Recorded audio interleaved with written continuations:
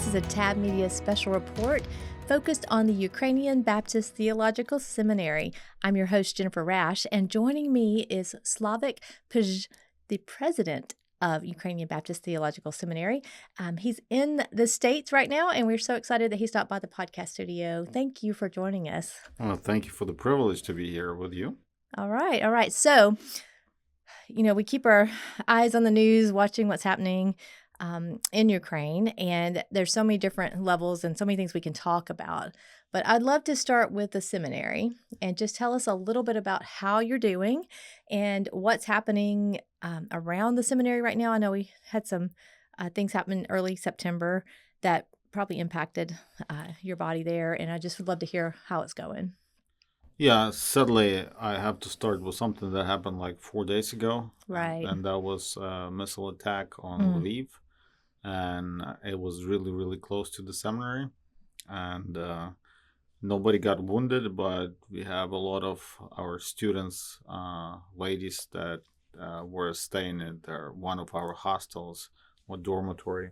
And so the dormitory itself got damaged a little bit, and they got scared a lot. Oh, I can't even imagine, really. Yeah, we had to actually cancel classes that next day, because they couldn't just handle that. I mean, it was really, really close to them. And so, but we are grateful that God has protected them. And so all of them are doing okay. Right. And so we started this new academic year. And in spite of the war, I think that we will have a record number of new students again. It seems like every year we have a record number. I was thinking for the last 10 years. Right. I was thinking when we talked with some of your staff last year, they were talking about a record number. Today we had our faculty meeting, and it was reported to me that we expecting about 770 returning students and about 700 new students. Okay. So that will take our seminary enrollment to about 1,500. Okay. And we have another 2,000 students enrolled in certificate level programs.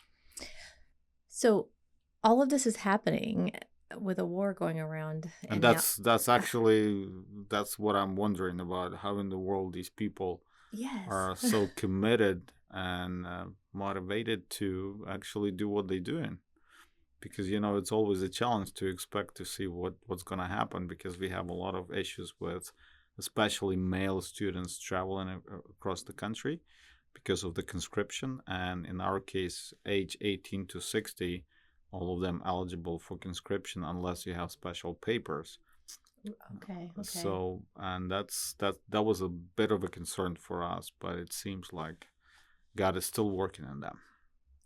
Well, definitely kudos to their motivation and their energy and their commitment and their dedication and all of that, because they have to be depending on the Lord to pull through this. Yeah, it's really interesting to observe people in a very difficult time.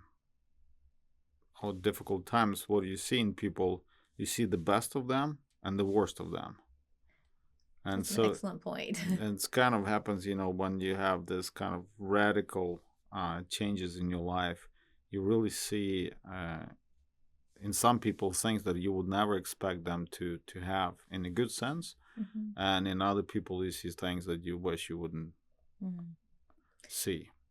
That's an excellent point, and something for us all to kind of recognize. What are y'all doing with that? What are you doing as far as using that as a life lesson to teach the students, to showcase those kinds of things? I mean, that's another thing about difficult times, that you don't really need to talk a lot, because the main message that you are given to people is mostly by what you're doing and whatever decisions you make. And, our seminary is built around values. We have these 3 values that we always talking about: biblical, missional, and accountable.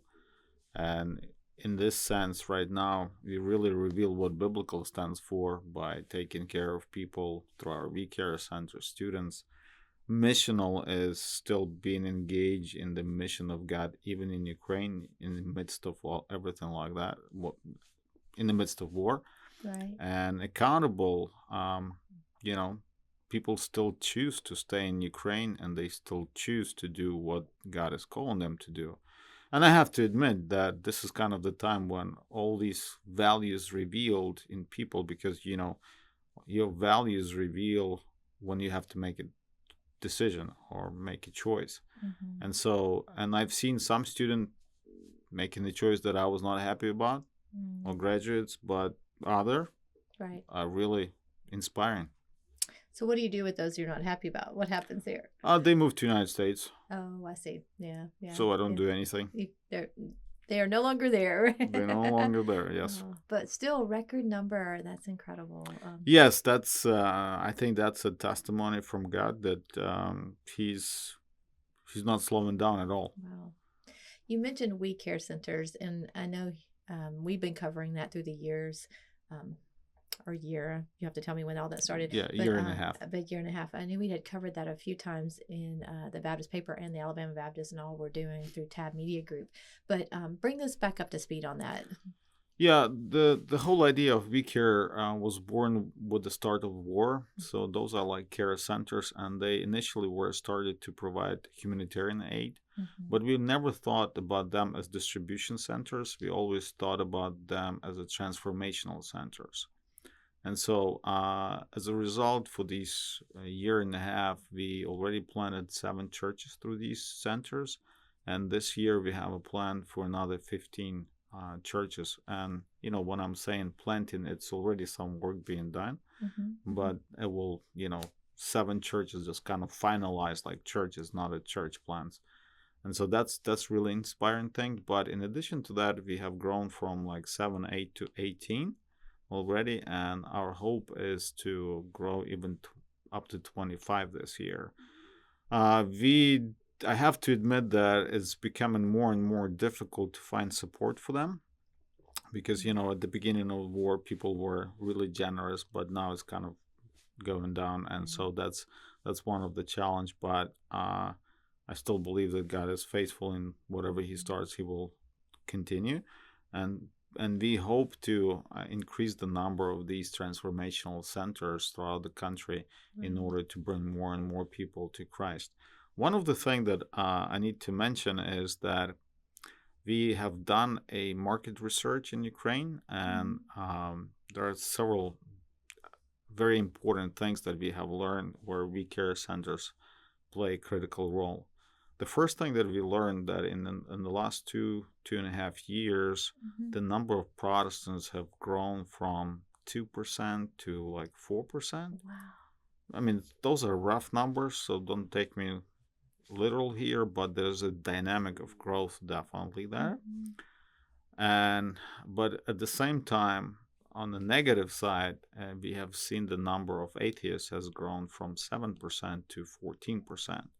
So I know that usually people think that if you have a growth in one way, you don't have a growth in another way. What we are observing that we have a pretty negative dynamic with atheistic growth, but positive with Christians too.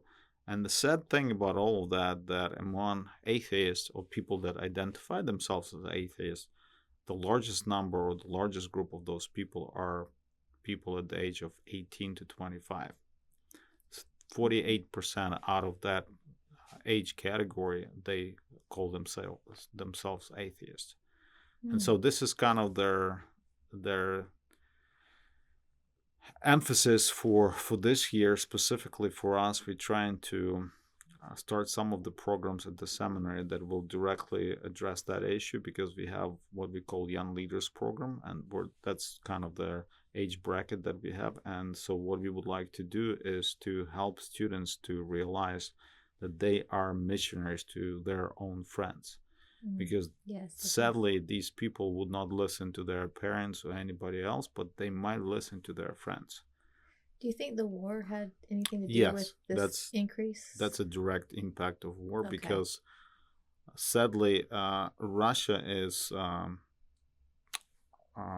of the narrative that Russia is trying to give to the rest of the world is that this is the holy war for Christian values, for Orthodox values. And so when these young people that coming from Orthodox background, when they observe what is happening And when all what is happening is connected with God, they just cannot make sense out of this reality. And so the easiest way is just to say there is no God. That way they don't have to try to reconcile it or figure it out or I mean, deal with that's it. the way of reconciling all that, because, I mean, when you're young, you don't really have your reference point is very limited. That's a good point. Yeah, good point.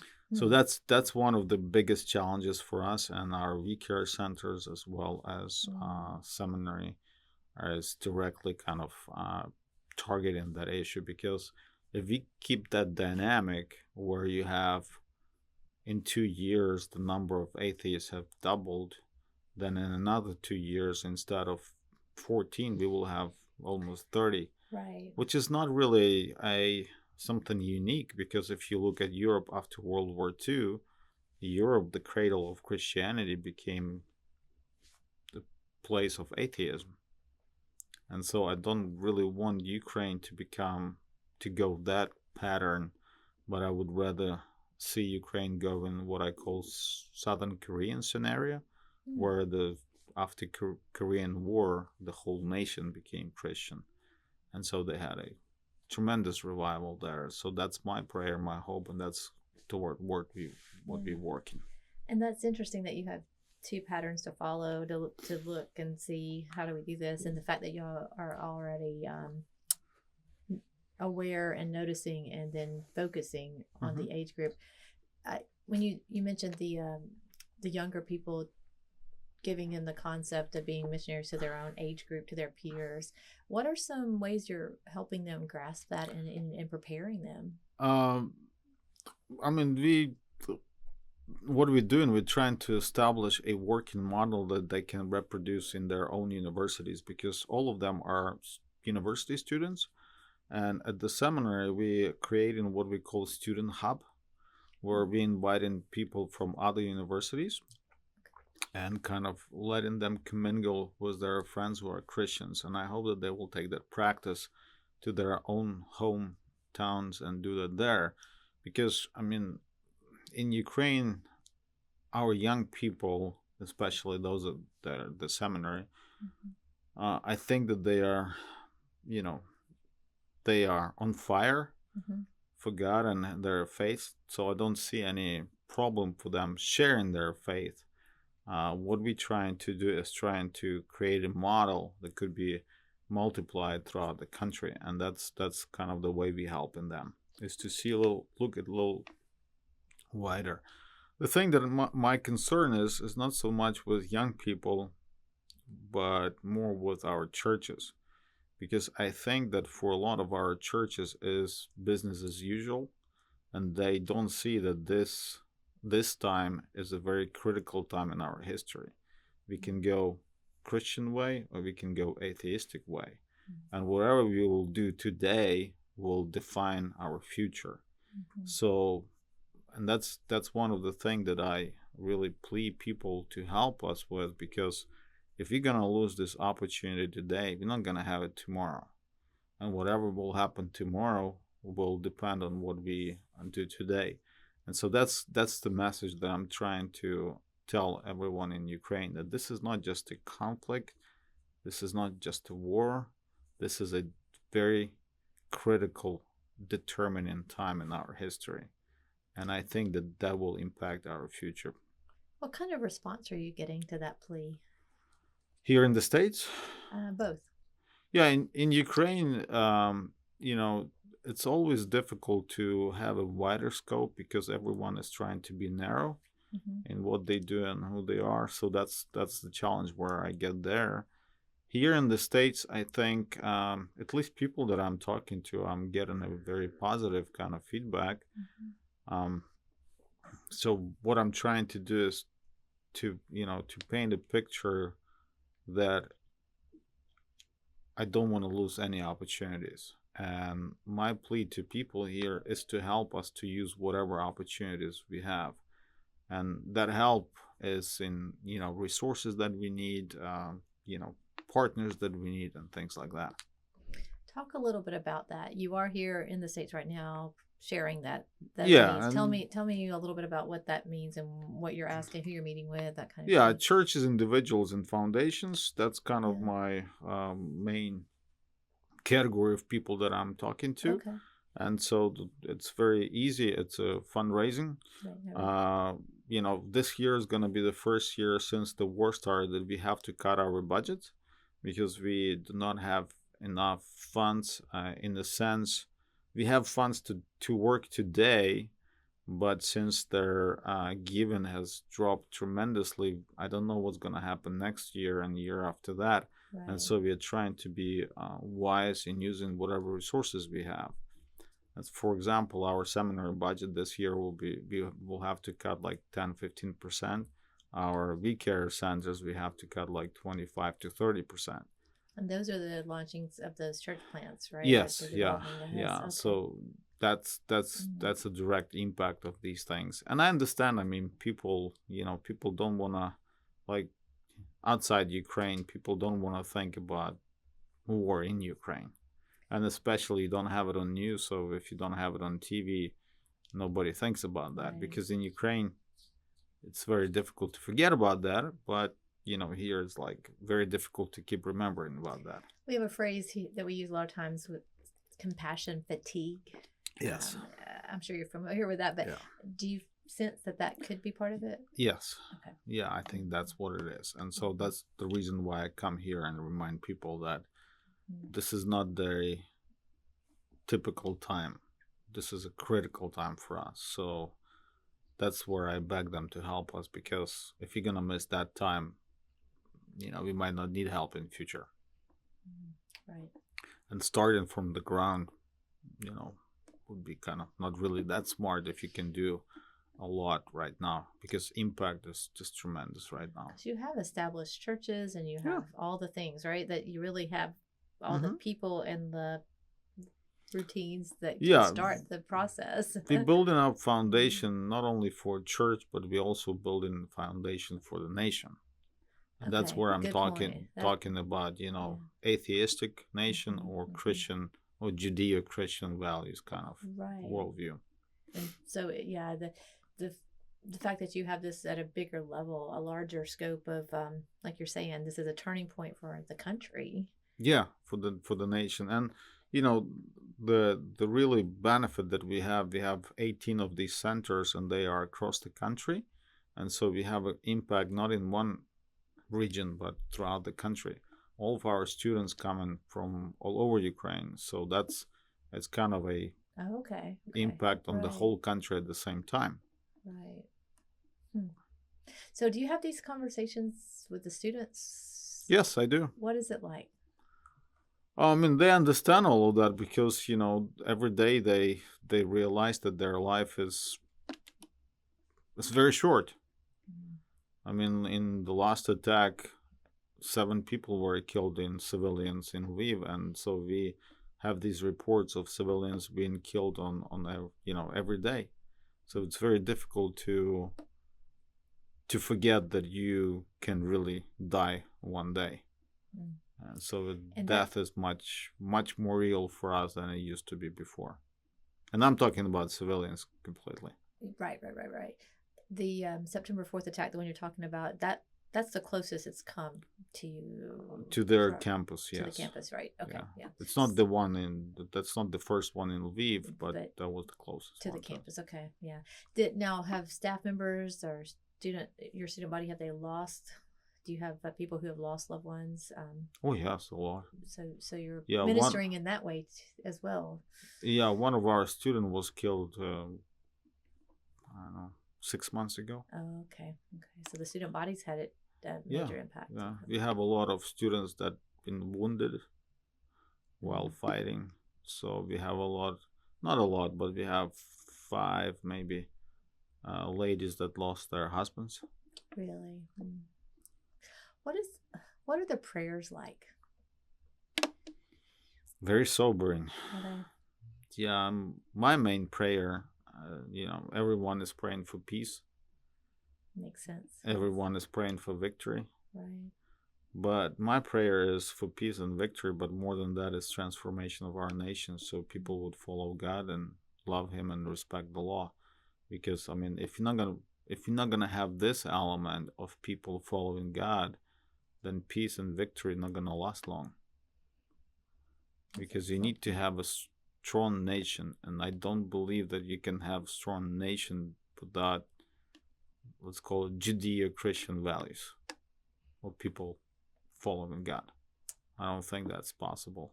I mean, look at the United States or even other countries. I mean, a lot of countries, even now, some of them, like in Europe, they're more atheistic, but each one of them was built on Christian ground. Excellent point. I mean, that doesn't mean that they kept their ground now, but it's still, when you go back to the roots of their moral stance, work ethics, that's what it is. So how, the ones of us here that do get distracted with lots of other things, how can we pray? How can we help educate? If there is money to send, where is the best place to send it? What are some of the things that we can do from our end, from the States? I think the first thing that I would ask people to do is, continue to pray for peace, but at this part and start praying for transformation, because transformation of the nation is the most important thing for me. I'm okay if war is last little longer, if the nation will be transformed. But if you're gonna have peace without transformation, that's just a matter of time when things will go to what we have right now. So I would ask everyone to add this transformational piece, because we really need people loving God, fearing God, whatever verb you want to use there, but we really need people to turn to God. And that's the most critical thing. The other thing that I would ask people to pray about is about young people. I mean, if you have 48% of that age bracket, 16 to 25, calling themselves atheists, I mean, that's our future. I don't want to live in a country that call themselves atheists. So that's pain of my heart, and I don't want to. All of them are kind of the age of my kids, and I don't want them to be living without God. And I know that the reality they are part of right now is terrible, and they cannot understand that. But I think this is where the challenge is for us, and this is where I would ask you to pray for us being able to reach out that generation. I think that's an interesting point you make, that I wonder if we forget sometimes that this next generation will be the leaders. They will be setting the direction and the path and the influence. And I think that here in the United States, you have a little bit of that happening already. I mean, these people that are educated and setting up direction for your country, I mean, a lot of them go not from Judeo-Christian perspective, they go in from humanistic, socialistic perspective. And I think it's obvious whatever these decisions bring to. So in my case, I had enough socialism under the Soviet Union, so I don't want to have it anymore. You've experienced that. On my own skin. Really? Yeah. So that's the second prayer that I want people to ask. And the third one is, if you're able to help us with that financially, there's UPF Missions. It's a website, and it's our organization here in the States where you can send donations. And that's Ukrainian Partnership Foundation. Ukrainian Partnership Foundation. Yeah, it's headquartered in St. Louis, so that will be tremendous help. And you will know that whatever resources you're gonna send there, it's gonna go 100% to Ukraine, and will be used for these specific purposes that I just mentioned. Is that run through the seminary, or is it? Yes, that organization is the one that actually supporting all the ministries in Ukraine. So you're part of the oversight of that, then? Yes, okay. yes. Okay, we'll make sure we put a link in the show notes so that the listeners can check that out. Beautiful. Consider it and be prayerful about it. I'm so grateful that you have stopped by to chat with us, and definitely a good reminder for the prayers Thank you for the leading on how to pray and the concepts of what we need to be thinking about. Is there anything else you'd like to share before we wrap up? I just want to say thank you, because without the help of United States, it would be a completely different story for us. So I'm really grateful for your generosity, and I'm just asking you to keep doing what you do.